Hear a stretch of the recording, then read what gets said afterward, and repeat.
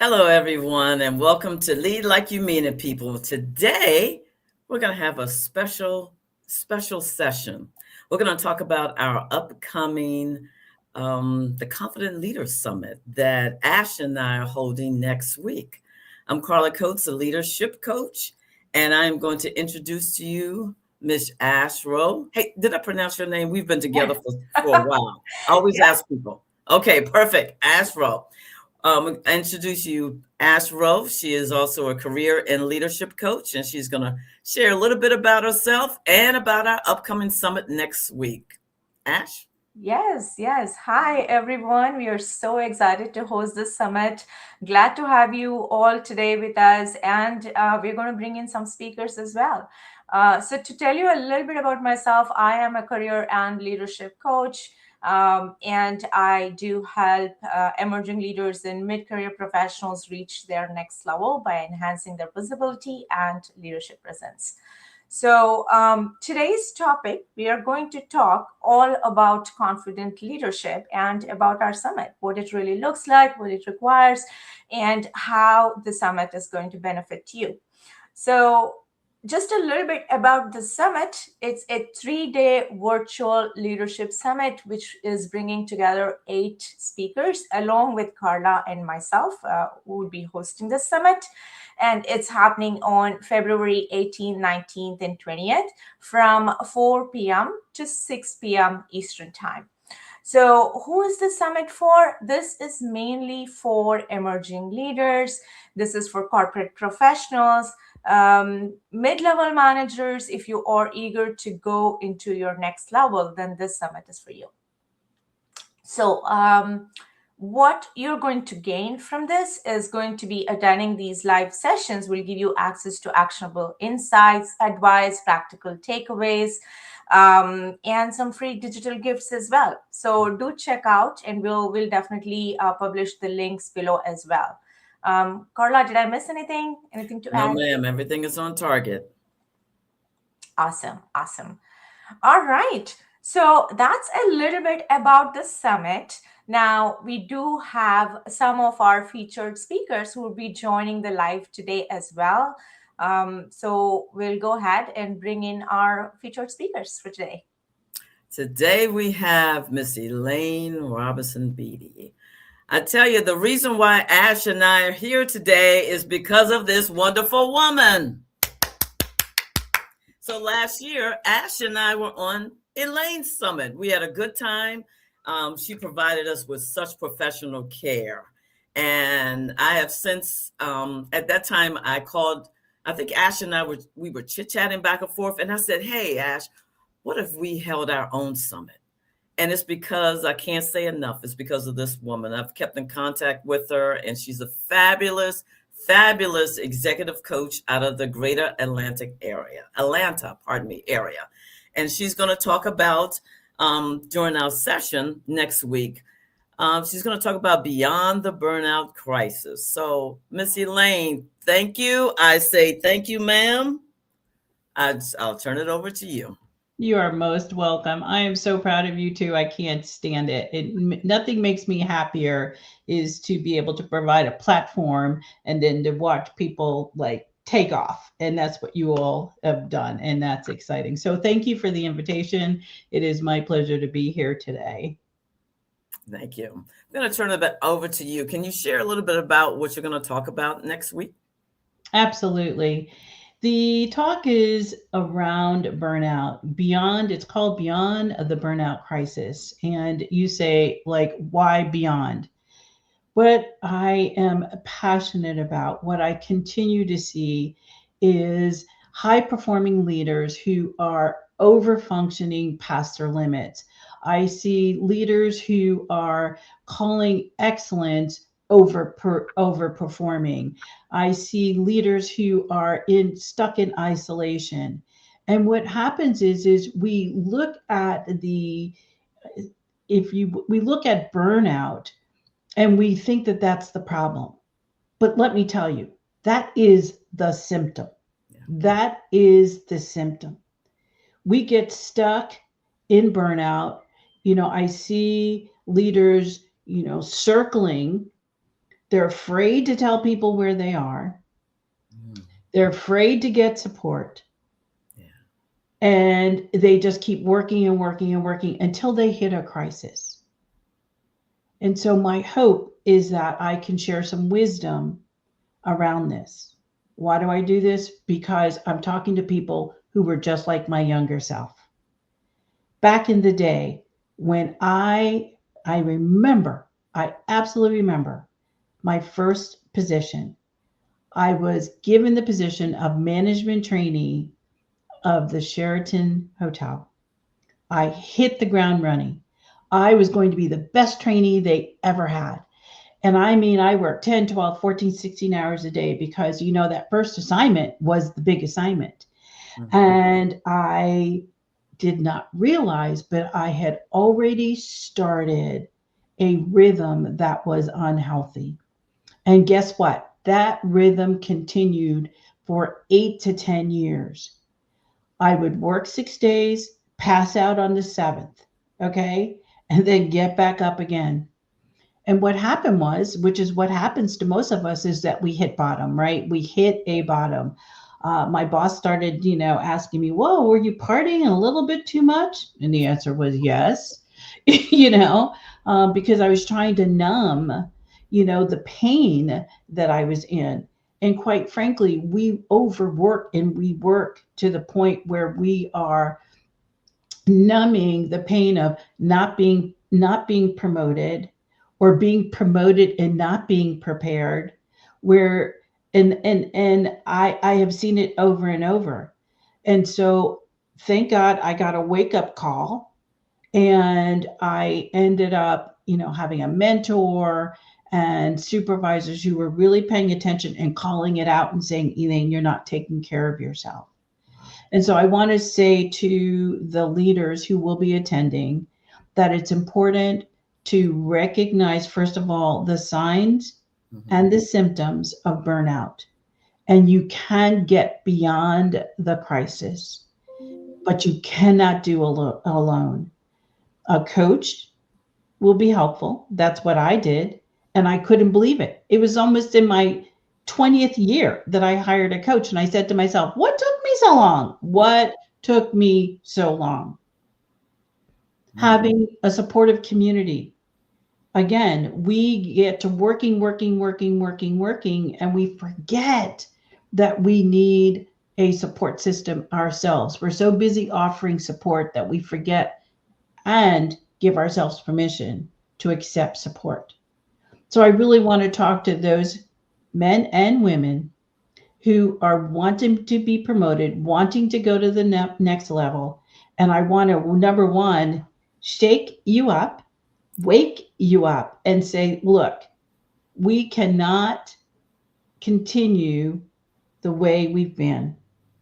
And I have to put myself in check as well, right? Mhm. It's a lifelong practice that we have to get in to recognize that we can lead, and we can lead in a healthy way. I hope that when I'm finished speaking, that people will understand that it's important to lead well, to lead from a place of well-being for the individual and for the organization, and to lead wise, utilizing all of our resources. So it's important, again, to recognize that burnout is a symptom, and the real problem is leadership, Yeah. is the leadership culture that we've created. Mm. That's beautiful. So, can you share, since you're an author, can you share how you would align your book with what you're going to present next week? Yeah, I really believe that oftentimes we just are so focused on, the next level, the next level. And I was one of them, I driven to succeed there. And then you get frustrated because you don't make it. Yeah. Well, my book, Sis, You Earned It, is really written for women, because my goal and one of my dreams is to help women move up into the C-suite and move up to the highest levels of leadership, so that we can start affecting the cultures because quite frankly, the highest levels of leadership were never really made and built for women. Mm-hmm.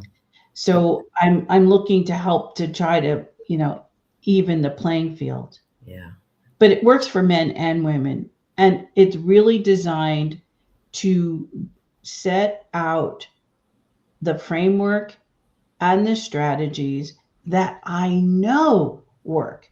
After 30 years in this business, working, hotels across the country, working internationally, right? There are some things that I've seen over the years that I know work, right? One is executive presence, making sure you have a support system, making sure that we not only have professional goals but we have personal goals, making sure that we have mentors. So there's certain, again, if you would, a framework that will help us to be successful and get to the next level.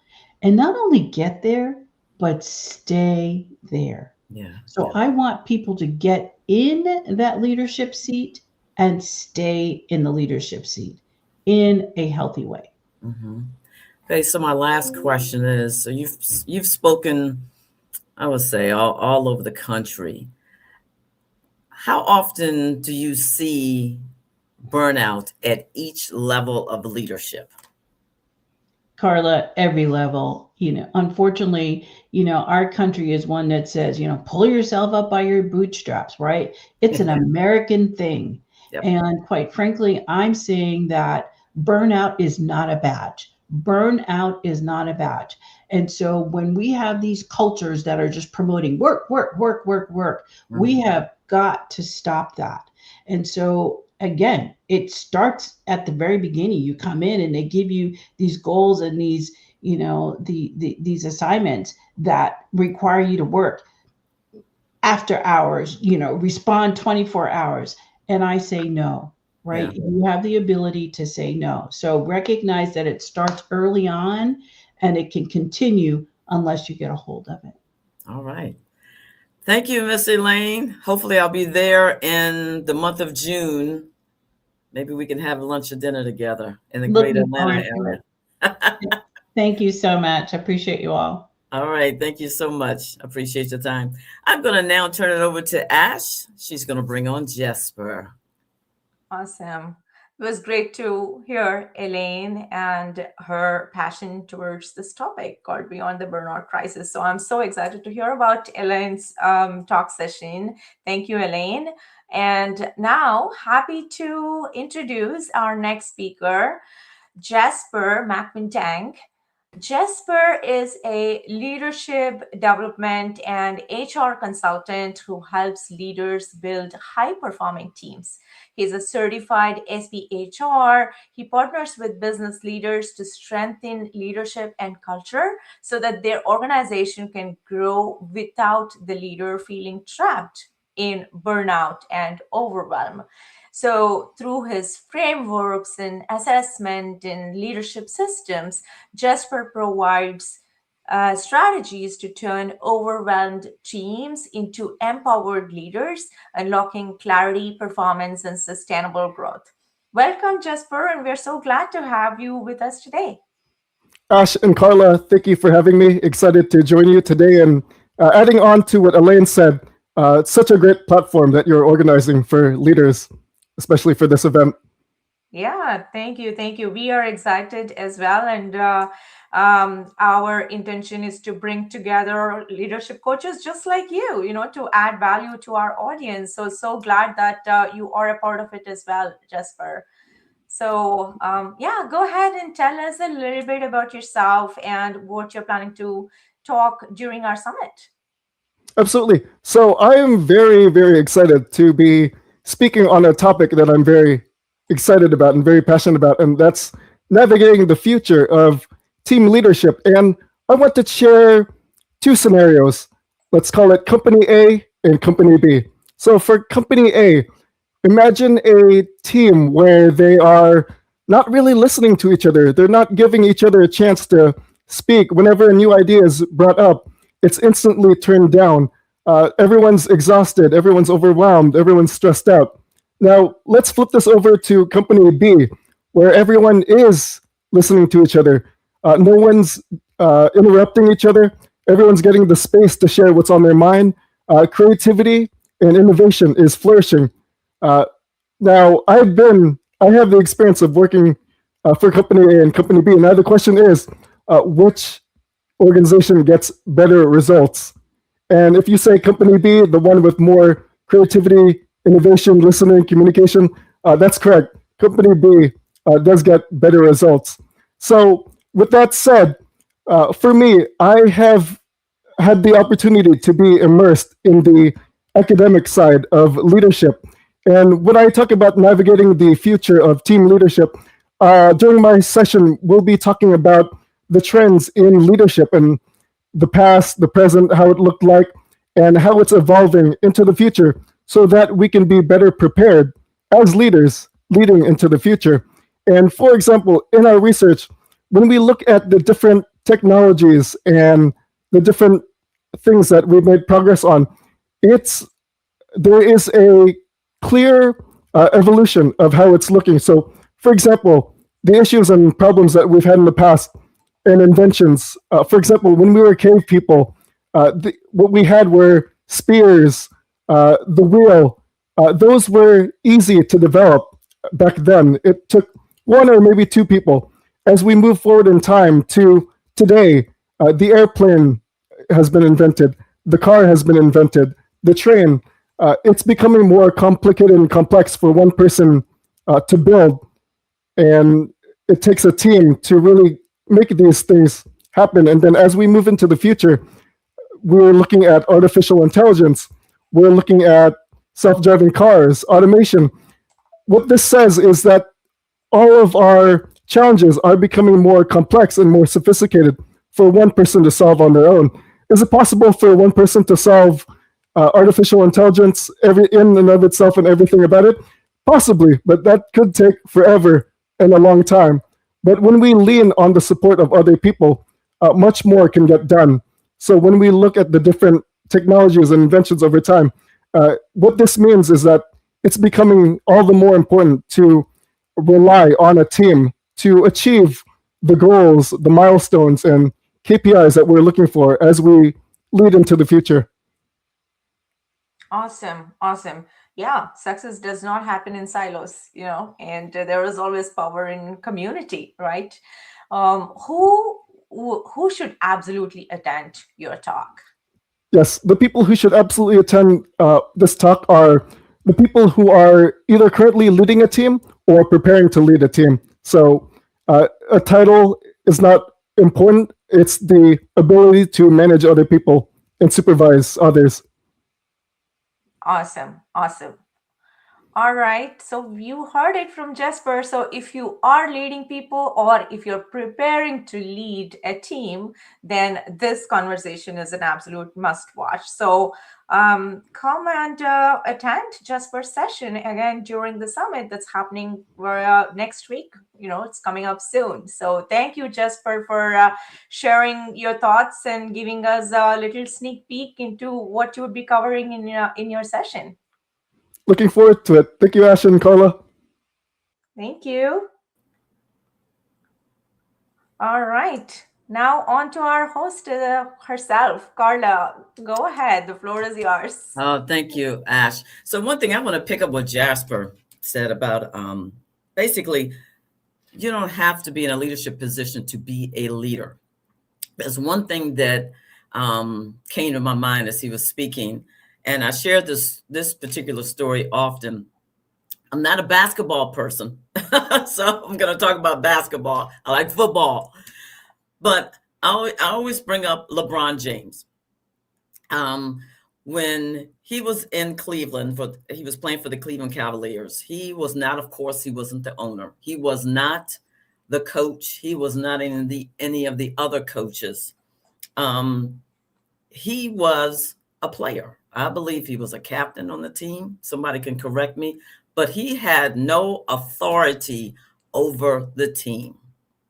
But you know what? He said to the city of Cleveland that I'm going to get you guys a championship. He made that statement to them. And I thought, wow, that's bold. You're basically not even the owner. You're not a coach. You have no leadership authority from an organizational point of view.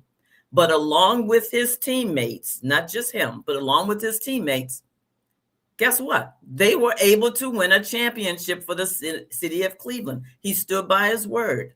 And it just made me think of when, again, when Jessper was speaking, I said, that's so true. You don't have to be in a leadership role to be able to attend this summit.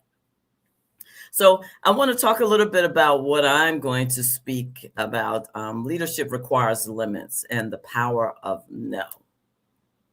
It's amazing that when we're in a position that we think that, you know, the organization, you still have a lot of responsibility over me. And we tend to lean over and give it to them. I coached someone a few years ago, and he had just accepted a high-level position. And he said, Carla, I don't want this new organization. He was so upset. I don't want this new organization to call me after 7 o'clock.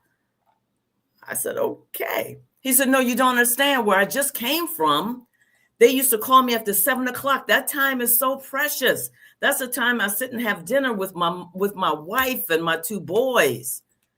And I said, oh, okay, that's wonderful.